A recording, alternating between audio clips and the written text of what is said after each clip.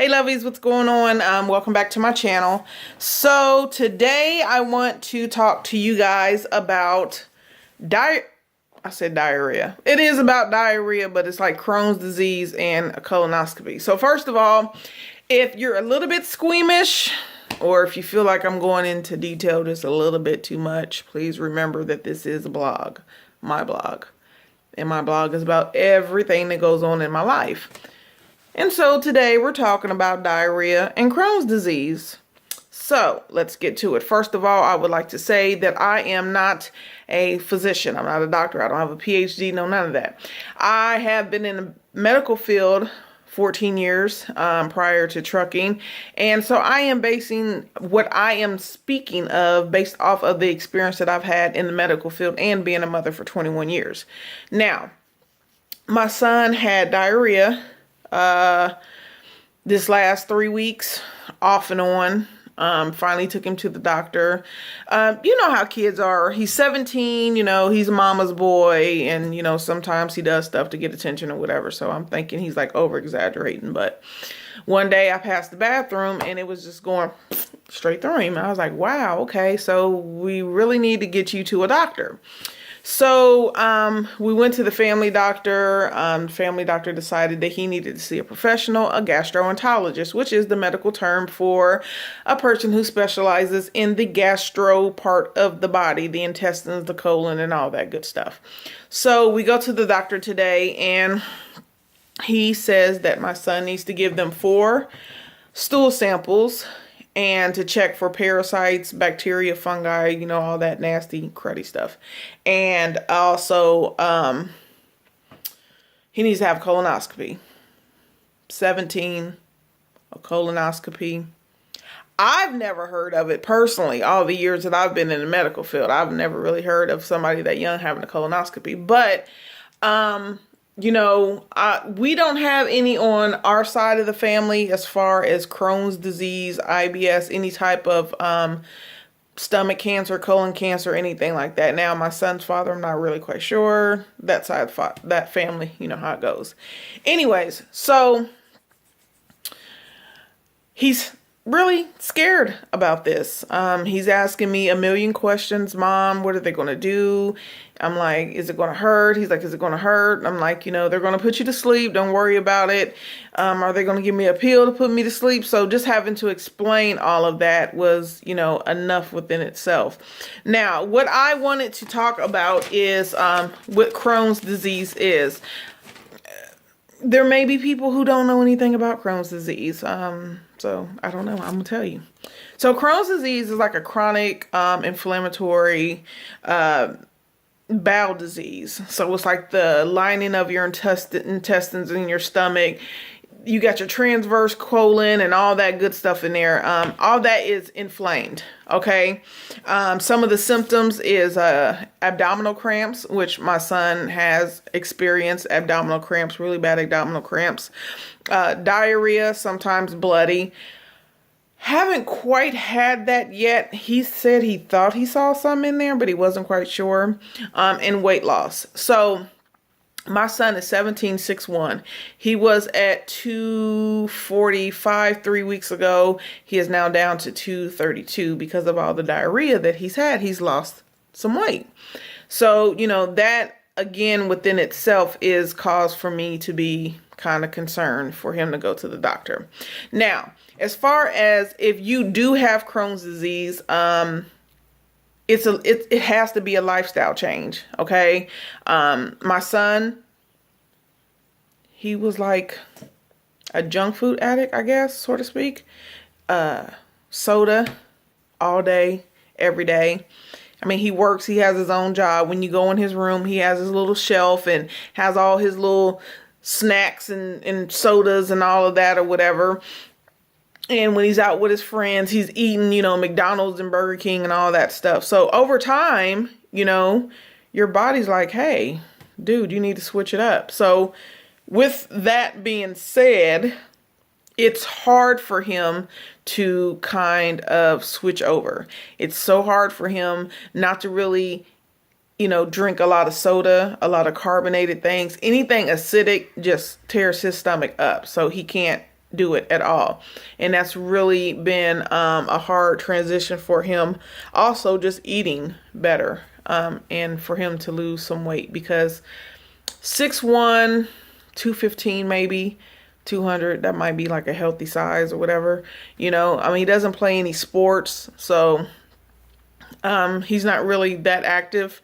About as active as he is going to get is riding his bike. So he does ride his bike pretty much everywhere. So with Crohn's disease, there is a lifestyle change. There's antidiuretics. There is anti-inflammatory medications that, you know, you can be taking on a regular basis, and exercise, and then having a healthy diet. So what I do know of this disease is that some factors contribute to a person having issues with it. Genetics, like environmental issues, and your immune system.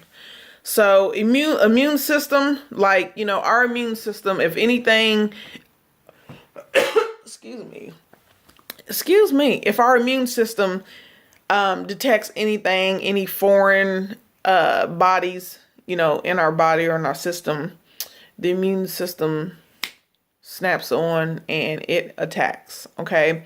So that is what happens with Crohn's disease. So you have the immune system that is attacking these harmful microbes or bacteria, and it just overloads it until it shuts all that stuff down. But we do have good bacteria, you know, in our stomach too. So sometimes with the immune system, it's not responding to just attacking the bad, it attacks the good too. And sometimes, you know, that overload of flooding of, you know, trying to, you know, get rid of whatever it thinks it's invading, there's no shut off sensor. It just keeps, you know, attacking at it. So over time, there is that inflammatory, the inflamed, and inflammation and everything that builds up. Genetics, it just runs in your family. So, I mean, 10 to 20% of people, you know, have a genetic line of the irritable bowel syndrome or Crohn's disease or something like that. Like, again, I said, in our family, I know that we don't have any. As far as stomach cancer or colon cancer, I do know that my grandfather had some type of stomach cancer, but I'm not quite sure the exact thing, but that's really about it. And I did let the physician know that, but he did not seem too much alarmed, you know, when I told him that. So, environmental factors, food that you can eat, like, again, over time you eat the same foods or whatever and your body just is saying, no, I don't want no more. Don't eat that no more.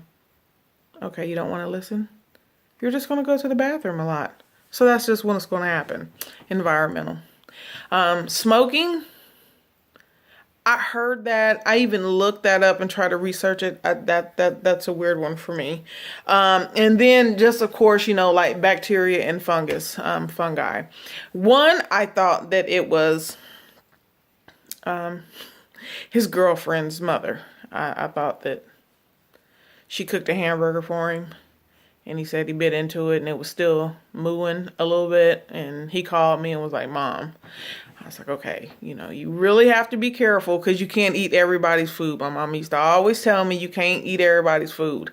You don't know their hand washing habits, you know, especially if they have pets over their house and people are, you know, petting the animals or picking their nose or scratching their butt crack, and then they just go into the kitchen and start cooking. Well, I don't want to eat none of that, so I'm very careful about where I eat at. Anyways, so those are some of the environmental factors. Okay, let's get down to the bulk of it. $1,200. For those of you that don't know, that's $1,200 for a colonoscopy for a 17-year-old. Say what? Okay. Anyways, So our insurance, again, we're truck drivers. We're independent contractors. So we pay for our own insurance out of our pocket. And there's very few insurances that are offered to truck drivers, owner operators, so to speak. I'm still doing some research. Hey, so if anybody knows any good insurances and they are not tripping about it being a truck driver or whatever, or there's no clause in there, please leave a comment. Let me know. Let a sister know, because, you know, as much as we pay a month for this insurance, it sucks. Okay. There's no emergency room coverage. Okay. This insurance, they cover the anesthesia, the doctor poking in his booty, and that's really about it.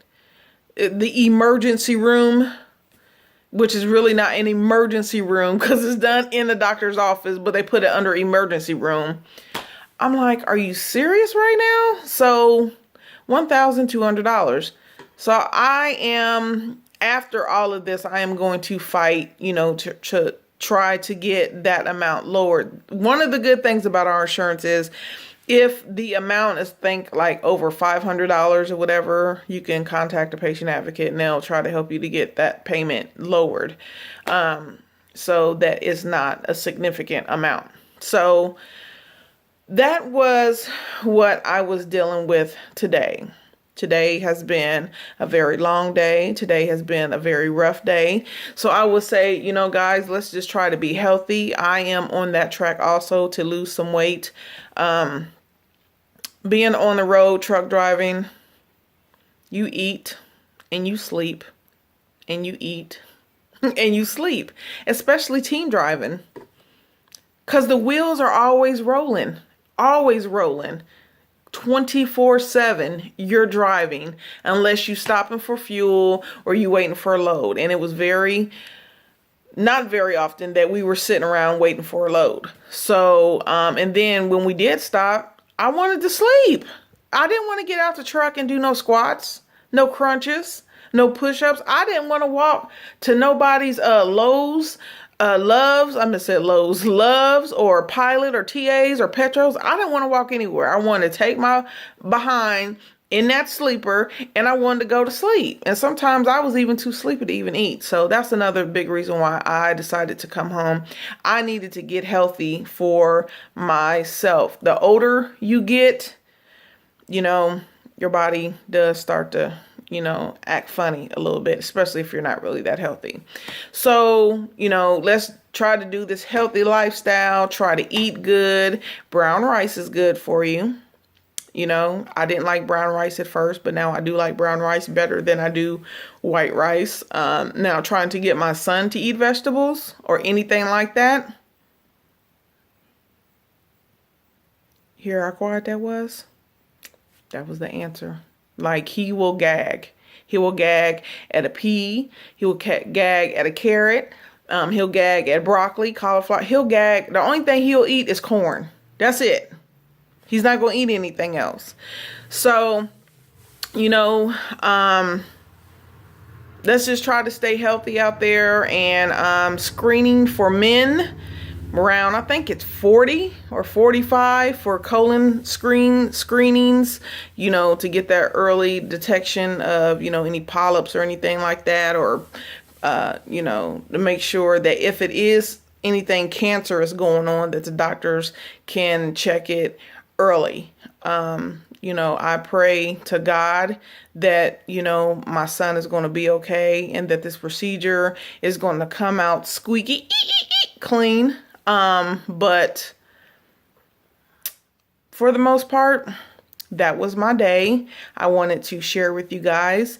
If you have any comments, please put that in my description, you know, reply in the little message or description box or whatever you want to call it.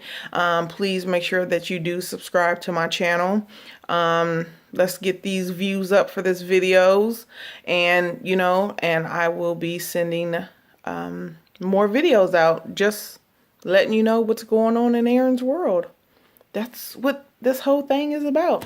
Aaron's sphere, my world, my day. And trust me, There's always something going on in my world. That's why I decided to do this blog. So, because really nobody ever believes me. So, I don't know. But anyways, you guys have a blessed day. Love y'all. Eat healthy. Go snack on a carrot. And I'll talk to you later.